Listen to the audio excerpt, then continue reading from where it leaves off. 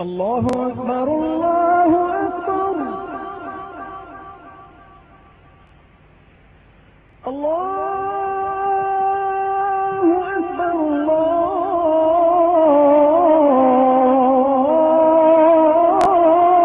أكبر.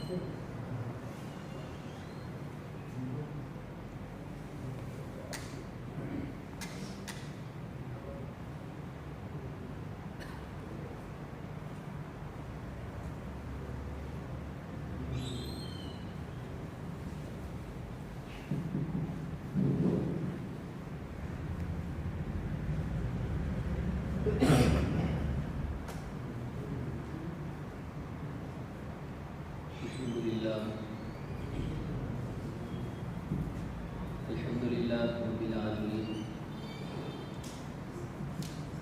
والصلاة والسلام على سيدنا محمد وعلى آله وأصحابه أجمعين. أما بعد، فقد قال الله تعالى في القرآن العظيم وفي القرآن المجيد بعد أعوذ بالله من الشيطان الرجيم. بسم الله الرحمن الرحيم. يا أيها الذين آمنوا اتقوا الله حق تقاته ولا تموتن إلا وأنتم مسلمون. وقال تعالى في آية أخرى يقول يا ليتني قدمت لحياتي فيومئذ لا يعذب عذابه أحد ولا يوثق وثاقه أحد يا أيتها النفس المطمئنة إلى آخر الآية أو كما قال عليه الصلاة والسلام. கண்ணியத்திற்குரிய அல்லாஹ்வின் நல்லடியார்களே, அல்லாஹ் ஜல்ல ஷானுஹு தஆலா தன்னுடைய அருள்மறையிலே கூறும் பொழுது இப்படியாக அழகான ஒரு வசனத்தை அல்லாஹ் ரப்பல் ஆலமீன் மேற்கோள் காட்டி அல்லாஹ் சொல்லி காட்டுகின்றான்.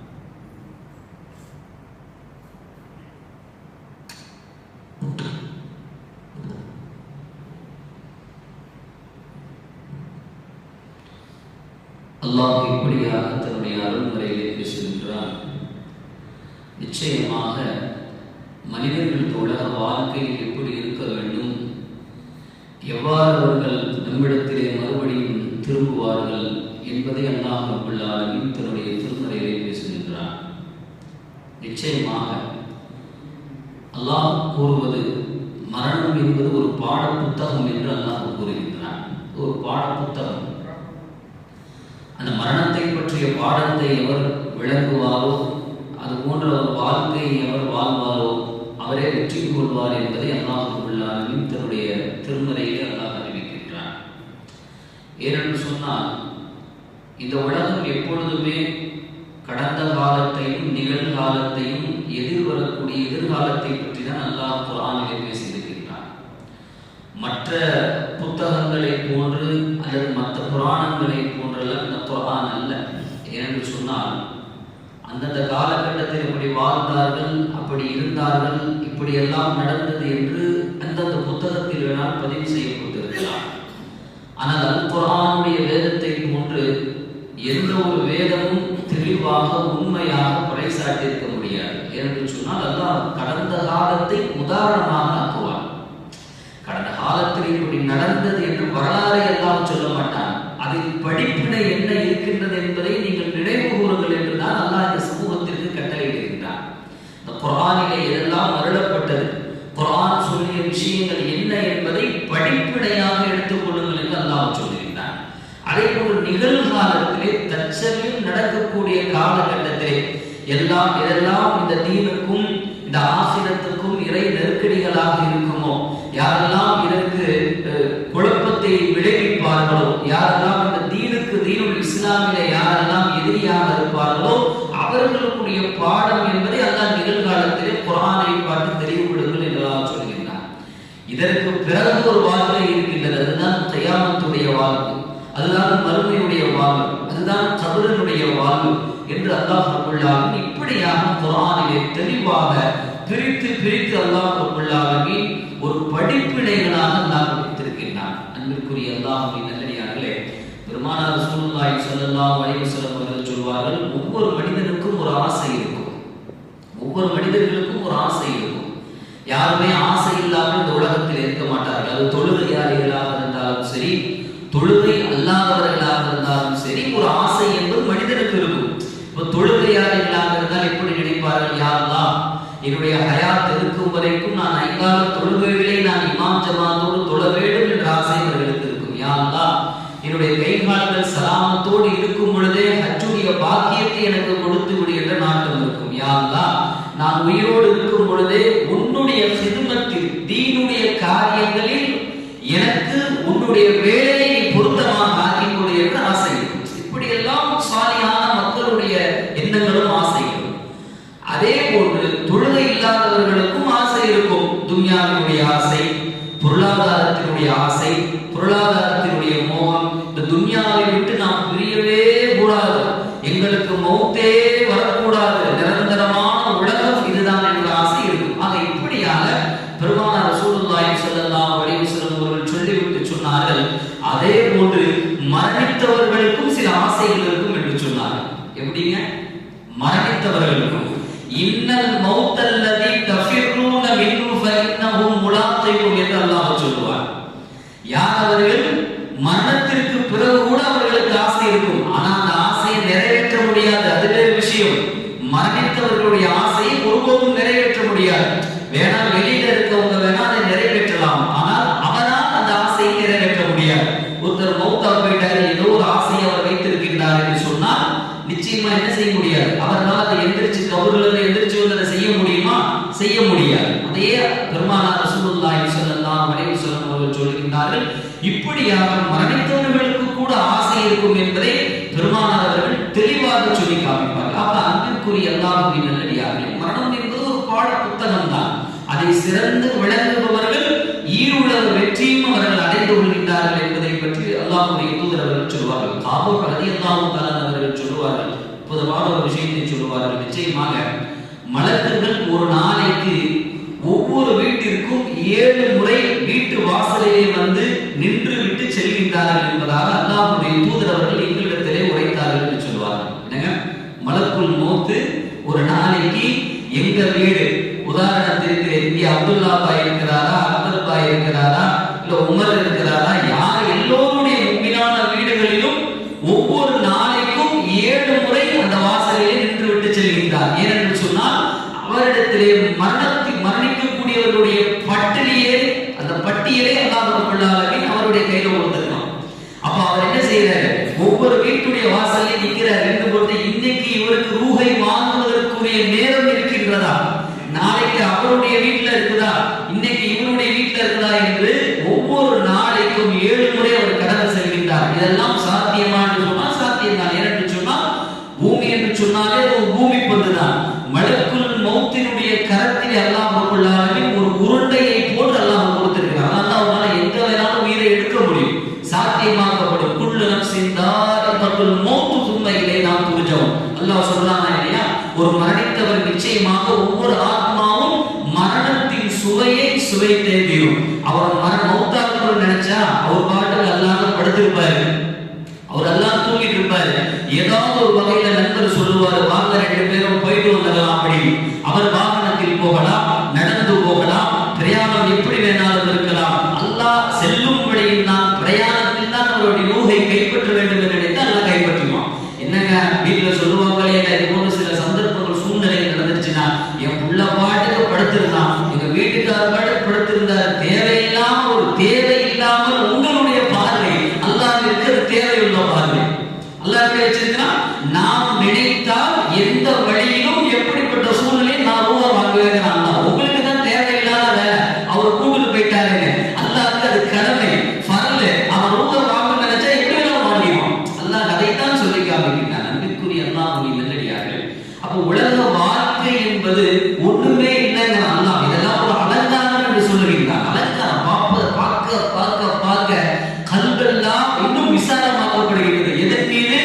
ஈமானின் மீது, தீனின் மீது விசாலமாக்கப்படுவதில்லை, மாறாக உலகத்தின் மீது விசாலமாக்கப்படுது. ஒவ்வொரு நாளைக்கும் ஒவ்வொரு புது புது விளம்பரங்கள், புது புது விஷயங்கள்லாம் வரும்பொழுது, புது புதிய மனிதர்கள், புது புது டெக்னாலஜி எல்லாம் வரும் பொழுது அப்படியே எப்ப அல்ஹம்துலில்லாஹ் எவ்வளவு வளர்ந்துருச்சு நாடு, எவ்வளவு ஊர் வளர்ந்துருச்சு, இந்த மக்கள் எப்படி வளர்ந்துட்டாங்க, இல்ல மாஷா அல்லாஹ், இதெல்லாம் எங்கேயும் போயிடக்கூடாது, அல்லாஹ் இன்னும் நமக்கு ஹயாத்தை கொடுத்து இங்கே வைக்கணும்னு சொல்லி அந்த பேராசை, ஆசையை விட பேராசை என்பது ஒவ்வொரு நாளும் நமக்கு அதிகமாகிக் கொண்டே இருக்கிறது. இதுதான் நிதர்சனமான உண்மை.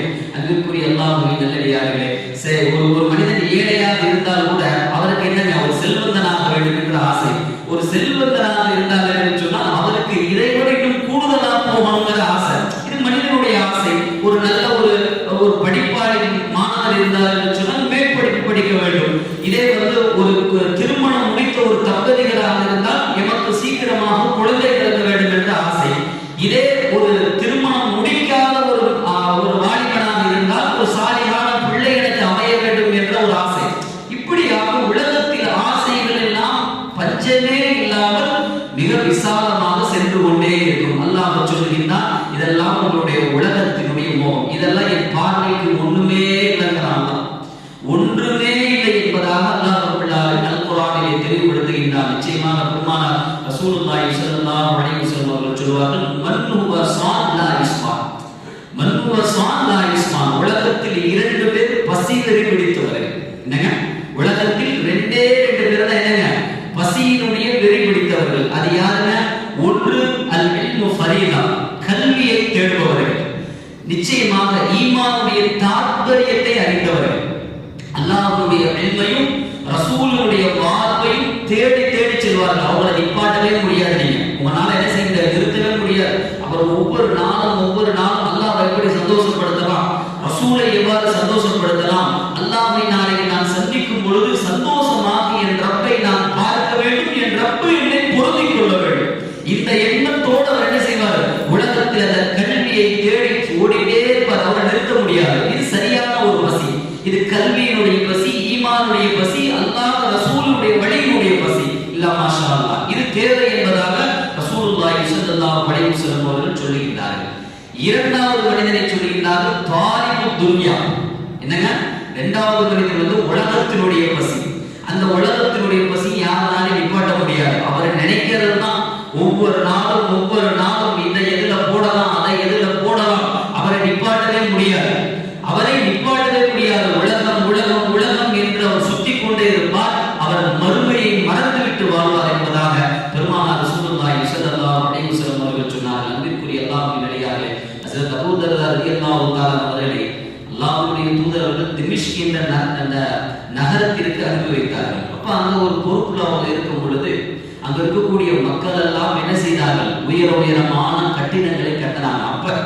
அப்பனா எத்தனை காலங்களுக்கு முன்னால் பெரிய இது போன்ற மாளிகைகள் இருக்காது. ஆனால் அன்றைய காலகட்டத்திலே வெறும் தங்களிடத்திலே இருக்கக்கூடிய பொருளை கொண்டு உயரமான கட்டிடத்தை கட்டினார்கள் என்று சொன்னால், அப்ப அன்னைக்கு அது எப்படி இருந்திருக்கும்? இன்னைக்கு பார்த்து யாராவது சொன்னா என்னங்க இவ்வளவு பெரிய கட்டிடமான நினைக்கலாம்.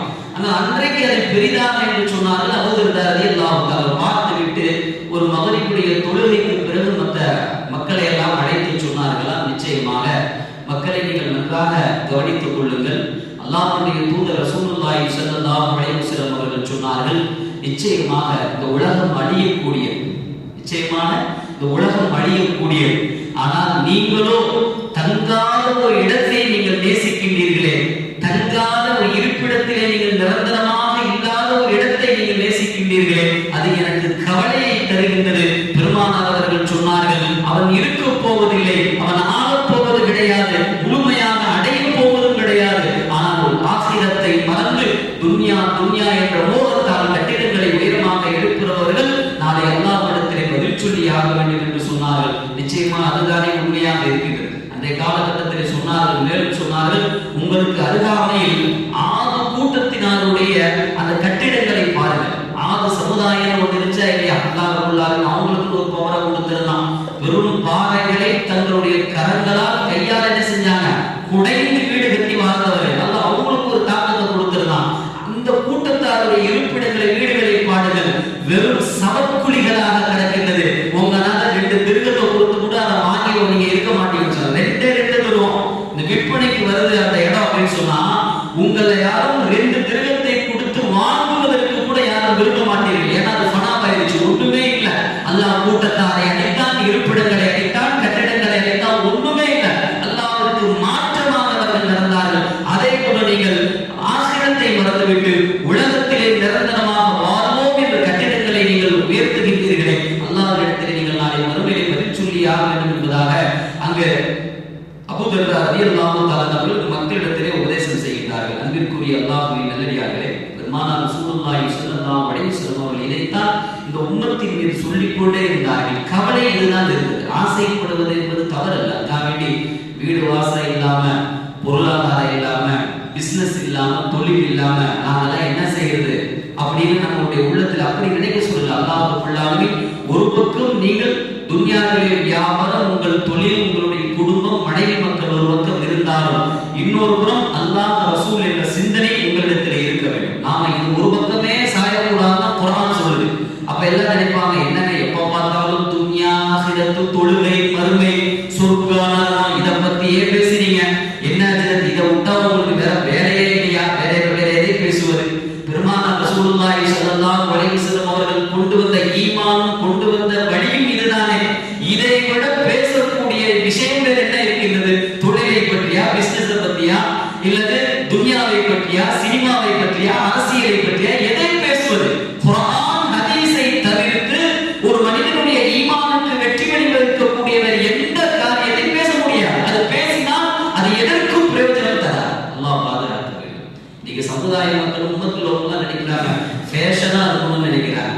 உலகத்திலே எப்படி ஆடை எல்லாம் ஃபேஷனா இருக்கோ அது மாதிரி பயான் ஃபேஷனாக இருக்க வேண்டும் என்று நினைக்கின்றார்கள். ஃபேஷனா எதை? இல்லாத ஒன்றை திருப்பி சொல்வது ஃபேஷன்.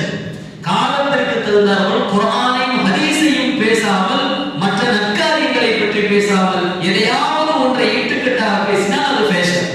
அன்பிற்குரிய அல்லாஹ்வின் நல்லடியார்களே, அல்லாஹ் பாதுகாக்க வேண்டும். பெருமானார் ரசூலுல்லாஹி ஸல்லல்லாஹு அலைஹி வஸல்லம் அவர்களை பற்றி பராவுல் ஆசிப் ரலியல்லாஹு தஆலா அவர்கள் சொல்கிறார்கள், ஒரு முறை நாங்கள் ஒரு இடத்திலே கடந்து சென்று கொண்டிருந்தோம். கடந்து செல்லும் பொழுது அல்லாஹ்வுடைய தூதர் அவர்கள் ஒரு கபரை பார்த்தார்கள். பார்த்துட்டு எப்போதுமே பெருமானாருக்கு ஒரு பழக்கம் இருக்கின்றது, கபரை பார்த்தார்கள் என்று சொன்னால் அந்த இடத்திலே நின்று விடுவார். இன்னைக்கு கபரை பார்த்தால் கடந்து செல்வது நம்முடைய வழக்கம் இல்லையா? அது யாரும் மௌத்தா போனான்னு தெரியல அப்படின்னு கடந்து போவது நம்முடைய வழமை. பெருமானாருடைய வழமை கபரை பார்த்தால் நின்று ஜியாரத்தை செய்து விட்டு செல்வது பெருமானாருடைய வழமை. இன்னைக்கு யாராவது ஒரு கபரு கிட்ட நின்று ஜியாரத்தை செஞ்சுட்டு இருந்தாங்கன்னா அந்த 4 பேர் என்ன செய்வாங்க? அதை விமர்சனமா பார்ப்பாங்க. இவரே இங்க நின்றுட்டு இருக்கிறாரு, இவரே கபரு கிட்ட நின்று ஜியாரத் செய்யறாரு, இவரே. அன்பிற்குரிய அல்லாஹ்வின் நல்லடியார்களே, பெருமானாருடைய சுன்னத்தான ஒரு வழிமுறை அதுதான். நீங்கள் ஏன் கபரை ஜியாரத்தை செய்யுங்கள் என்று கூறப்பட்டது? மரணத்தை நினைவு கூறுங்கள். இன்று அவர் அடங்கி இருக்கின்றார், நாளை உங்களை அடக்கப்படுவார்கள். அந்த சிந்தனை உங்களுக்கு வர வேண்டும் என்பதற்கு தான் பெருமானார் அனுமதி கொடுத்தார்கள். நீங்கள் ஜியாரத்தை செய்யுங்கள், கபரை சிந்தியுங்கள். அங்கே சென்றால் உங்களுடைய உள்ளமெல்லாம் அழுக வேண்டும், கண்ணீர் மல்ல நீங்கள் அழுக வேண்டும். அது யார் அடங்கி இருக்கின்றார்கள், எப்படி அடங்கி இருக்கிறார், அதெல்லாம் நோக்கம் இல்லை. ஆனால் அழுகை வர வேண்டும். கபரை பார்த்தால் மறுமையுடைய சிந்தனை உங்களுக்கு வர வேண்டும். இதுதான் பெருமானாருடைய வழியாக. அப்ப என்னங்க பராயிபுல் ஆசிப் ரலியல்லாஹு தஆலா அவர்கள் சொல்றாங்க, பெருமானார் அந்த கபரை பார்த்த உடனே ஃபர்ஸ்ட் நின்னாங்க, அப்புறமா உட்கார்ந்தாங்க. குத்த வச்சு உட்கார்ந்தார்கள். உட்கார்ந்து விட்டு ரொம்ப நேரமாக தலையை கீழே குனிந்தவாறு இருந்தார்கள். நாங்கள் சிறிது நேரம் பெருமானாரோடு நின்று இருந்தோம். சில பார்க்கும் பொழுது திடீரென்று முகத்தை மேலே தூக்கினார்கள் வானத்தை நோக்கி. அப்ப பெருமானார் அழுத்திருக்கிறார்கள் தெரியுது. அது யாரு கபரும் தெரியல. அழுத்திருந்தார்கள். அழுத்து விட்டு தாடிகள் எல்லாம் நினைந்திருந்தது முதல் பார்க்கும் பொழுது. மறுபடியும் பெருமானார் தலையை கீழே போட்டாங்க.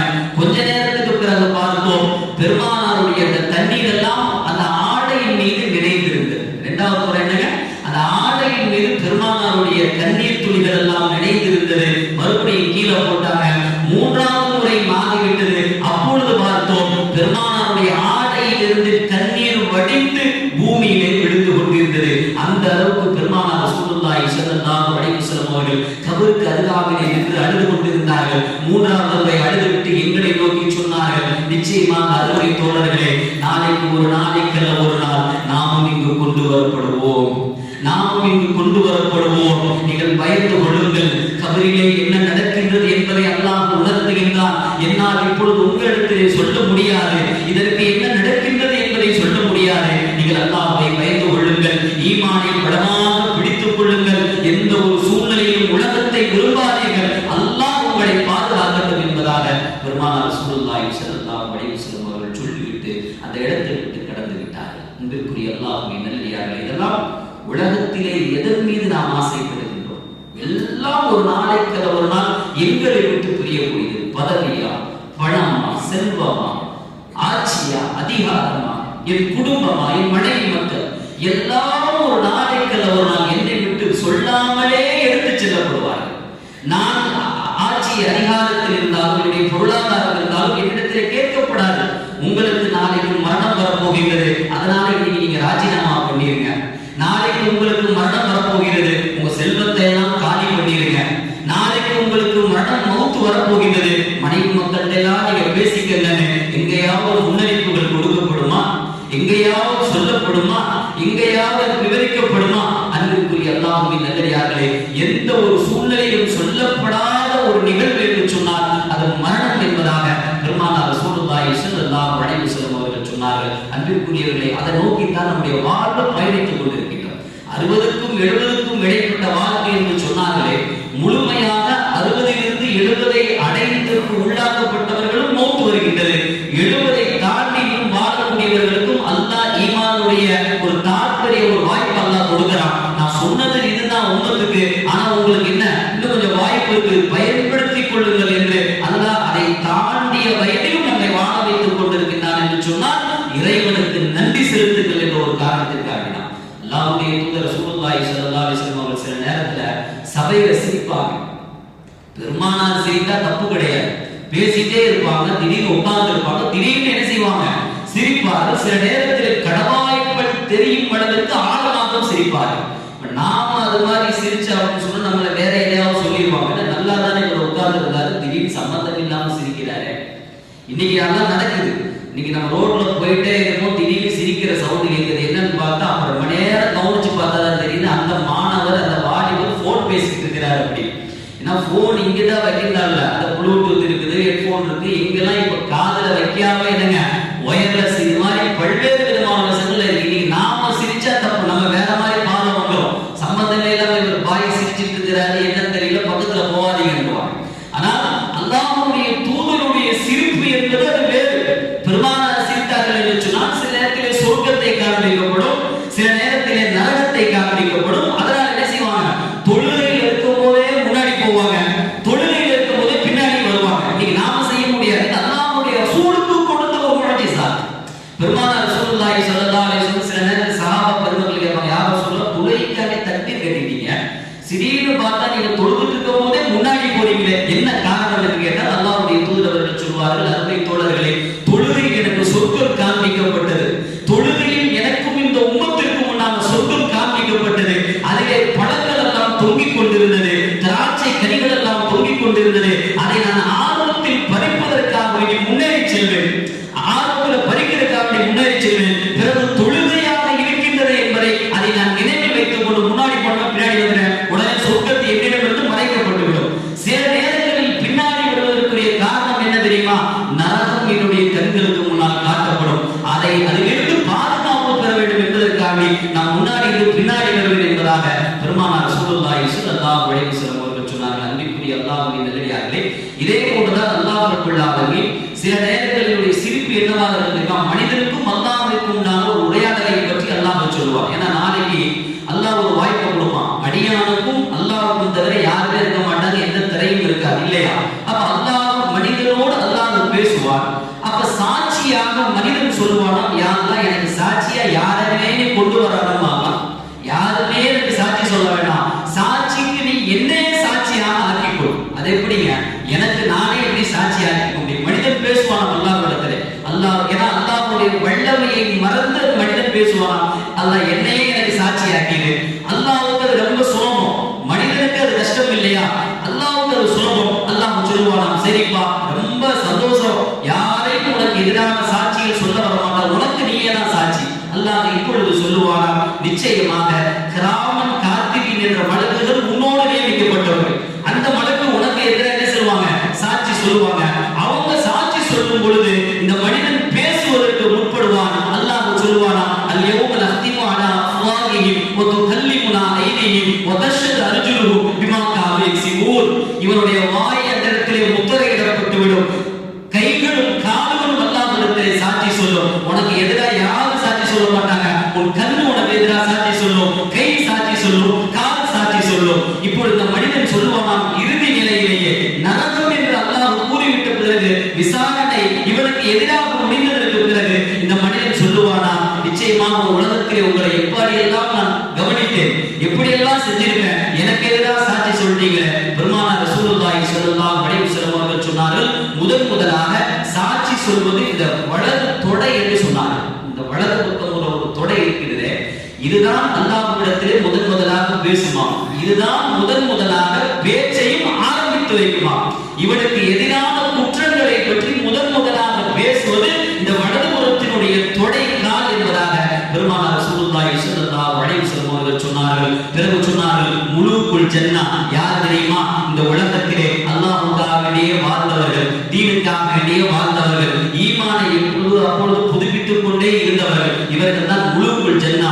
முலூக்குல் ஜன்னா என்று சொன்னால் சொர்க்கத்தில் அரசர்களாக அல்லாஹ்வால் நியமிக்கப்படக்கூடிய மனிதர்கள் என்பதாக பெருமானார் ரசூலுல்லாஹி ஸல்லல்லாஹு அலைஹி வஸல்லம் அவர்கள் சொன்னார்கள். பிறகு மரணித்தவர்கள் என்ன ஆசை அவர்களுக்கு இருக்கும், நிச்சயமாக சொன்னார்கள், ஒரு காஃபிர் மரணித்து விட்டார் என்று சொன்னால் அவன் என்ன சொல்வானா, யா அல்லாஹ் இந்த உலகத்தில் எனக்கு ஒரே ஒரு வாய்ப்பை கொடு என்று சொல்வான். ஒரு காஃபிர் மரணித்து விட்டால் அங்கு எங்கிருந்து ஆரம்பமாகும், எங்கிருந்து அவனுக்கு அந்த மரணத்தினுடைய வேதனை ஆரம்பமாகும், கபரில் இருந்து ஆரம்பமாகும்.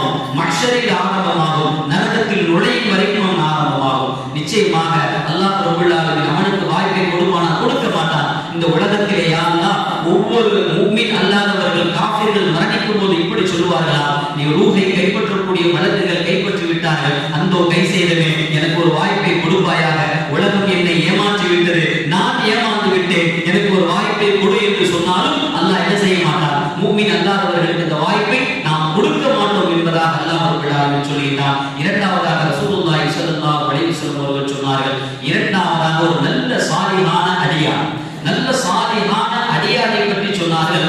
அந்த மனிதன் எப்படிப்பட்டவனாக நான் இருப்பான் என்று சொன்னால், ஒரு கபரை கடந்து செல்லும் பொழுது இந்த கபரிலே எழுப்பி அந்த மனிதனுக்கு உங்களுக்கு என்ன ஆசை என்று கேட்டால், அந்த மையத்தானவர் எழுப்பி என்ன சொல்லுவாராம், என் மனைவியை பார்க்கணும்னு சொல்ல மாட்டேன், திடீர்னு மௌத்தா போயிட்டாரு, ரொம்ப காலமாவது ஒரு வாய்ப்பு அவருக்கு கொடுக்கப்படுகின்றது, நீங்க உங்களுக்கு என்ன உலகத்துல உங்களுக்கு ரூஹ் கொடுத்தா என்னங்க உங்களுக்கு ஆசைன்னு கேட்டா, அவர் மனைவியை பார்க்க வேண்டும், பிள்ளைகளை பார்க்க வேண்டும், சொந்த பந்தத்தை பார்க்க ஆசைப்பட மாட்டாரா? அல்லாஹ்வுடைய தூதர்கள் சொன்னார்கள், இரண்டே இரண்டு ரக்காத்து தொழும் அளவிற்கு நேரம் கிடைத்தால் உலகத்தை விட எனக்கு சிறந்தது. அல்லாஹ் என்னங்க, மௌத்தா போனவரை எழுப்பி அல்லாஹ் கொடுக்கக்கூடிய ஒரு வாய்ப்பை அல்லாஹ் கொடுத்தால் இரண்டே இரண்டு ரக்காத்து தொழுகும் நேரம் அளவிற்கு எனக்கு வாய்ப்பு கிடைச்சா போதும் என்று அல்லாஹ்விடத்தில் இந்த அடியான் சொல்லுவான். அந்த வாய்ப்பு கிடைக்குமா? தொழுதுதான், நேரத்தை பயன்படுத்தியதுதான், அதை விட்டதுதான், தொழுகையை பாழாக்கியதுதான், அவ்வளவுதான். அதற்கு பிறகு ஒன்றும் கிடைக்காது. தொழுகைக்கு பிறகு உலகத்திலே சம்பாதிப்பவைகளோடு தொழுகைகளையும் அமல்களையும் சம்பாதித்தால் உண்டு, இல்லைன்னா ஒன்றும் கிடையாது. அப்ப பெருமானார் ரசூலுல்லாஹி ஸல்லல்லாஹு அலைஹி வஸல்லம் அவர்கள் இப்படியாக சொன்னார்கள். அடுத்ததாக சொன்னார்கள், மூன்றாவதாக உலகத்தில் ஃபத்குரு அல்லாஹ்வை நினைவு கொண்ட திக்ர் என்று சொன்னார்கள். அல்லாஹ்வை நீங்க நினைவு கொண்டிருப்பீங்களா? திக்ர், அந்த திக்ரை நீங்கள் கை செய்தப்பட்டால் ஒண்ணுமே கிடையாது. உலகத்துல பயன்படுத்துற வரைக்கும் நீங்க திக்ரை பயன்படுத்துங்க. நபினா நூஹ் அலைஹிஸ்ஸலாம் அவர்கள் சொன்னார்கள், இந்த முஃமின்களுக்கு தான் தொழுகை, மனிதர்களுக்கு. மனிதர் அல்லாத ஜீவராசிகள் இருக்கின்றதா, அவங்களுக்குரிய தொழுகை என்னவா? வெறும் சுப்ஹானக், அவர்கள் அல்லாஹ்வை புகழக்கூடிய திக்ர் மட்டும்தான். சுப்ஹானக், அந்த அது காகமாக இருக்கட்டும், குருவியாக இருக்கட்டும், மற்ற அவர்களுக்கெல்லாம் தொழுகையே சுப்ஹானக் சுப்ஹானல்லாஹ், அவ்வளவுதான். அதற்குடைய தொழுகை அதுதான் என்பதாக சொன்னார்கள். நான்காவதாக மௌத்தா போனவர்கள் கை செய்யப்படக்கூடியது சதகா என்று சொன்னார்கள். சதகா, உலகத்தில் அல்லாஹ் சொல்லுவான் இல்லையா, உங்களிடத்திலே பொருள் இருந்தால், பொருளாதாரம் இருந்தால் நீங்கள் தொழுகையாக மற்ற யாருக்காக சதகா செய்யுங்க. சதகாவை தவறவிட்டவர்கள் நாளை மறுமையிலே கை செய்யப்படுவார்கள் என்பதாக ரசூலுல்லாஹி ஸல்லல்லாஹு அலைஹி வஸல்லம் அவர்கள் சொன்னார்கள். ஏன் தெரியுமா? அல்லாஹ் ரப்பல் ஆலமீன் ஒரு விஷயத்தை பற்றி சொல்லுவார். இந்த கபர் ஒரு நல்ல மனிதனை வரவேற்குமா? ஒரு மனிதனை கபர் வரவேற்கும், சாலிஹான மனிதனை கபர் வரவேற்கும், மஹ்ஷரும் வரவேற்கும், அவர் நுழையக்கூடிய சொர்க்கமும் வரவேற்குமா? அவன் வந்து எங்கேயோ தடுமாறி ஏதோ நன்மை செஞ்சுட்டு வந்துட்டார். ஆனால் அல்லாஹ் சொல்கிறான், எவனுக்கு பொருளாதாரத்தை கொடுத்து அதை அல்லாஹ்வுடைய பாதையில் செலவு செய்யாமல் சதகா செய்யாமல் இருந்தாலும் அவர் என்னை சந்திக்கும் வாய்ப்பை அவர் தவறவிட்டார். சொர்க்கம் கிடைச்சது இல்ல, மாஷா அல்லாஹ். ஆனால் அல்லாஹ்வை சந்திக்கக்கூடிய வாய்ப்பு என்பது அவரிடத்தில் இருக்காது. ஏன்னா எல்லாம் கொடுத்து அவர் அல்லாஹ்வுடைய பாதையில் செலவு செய்யவில்லை, ஏழை எளியவர்களுக்கு கொடுக்கவில்லை. தன் முன்னால் வாழ்ந்த ஒரு மனிதர் அழிகின்ற பொழுது கூட அவருக்கு இரக்கம் வரவில்லை கொடுத்து உதவுவதற்கு என்பதாக அல்லாஹ்வுடைய தூதர் ரசூலுல்லாஹி ஸல்லல்லாஹு அலைஹி வஸல்லம் அவர்கள் சொன்னார்கள். அல்லாஹ் ஜல்ல ஷானஹு தஆலா உலகத்தில் வாழும் பொழுதும் அல்லாஹ் நம்முடைய ஆசைகளை, துன்யாவினுடைய ஆசை விட ஆகிரத்தினுடைய சிந்தனைகள் உள்ள ஆசையை அல்லாஹ் நமக்கு கபூலாக்கி தந்தருவானாக. மரணித்த பிறகு கூட நாங்கள் நிம்மதியாக ஒரு வாழ்க்கை அல்லாஹ் ஜன்னத்துல் ஃபிர்தௌஸிலே அல்லாஹ் நம் அனைவருக்கும் நசீபாக்கி தந்தருவானாக. வாஹிரு தஅவானா அல்ஹம்துலில்லாஹி ரப்பில் ஆலமீன். அஸ்ஸலாமு அலைக்கும் வரஹ்மத்துல்லாஹி வபரகாத்துஹு. கணிதத்துக்குரிய அல்லாஹ்வின் நல்லடியார்களே, நமது பெரியமேளத்தைச் சேர்ந்த ஏபி அப்துல் ஹாதி அவர்களின் குமாரர் முகமது தாஜுதீன் அவர்கள் நமது ஊருக்கு நன்கொடையாக ரூபாய் 50,000 வழங்கியுள்ளார்கள். அன்னாரின் குடும்பத்திற்காக வேண்டி நாம் துஆவையும் நன்றியும் ஜமாத்தார்களின் சார்பாகவும் நிர்வாகத்தின் சார்பாக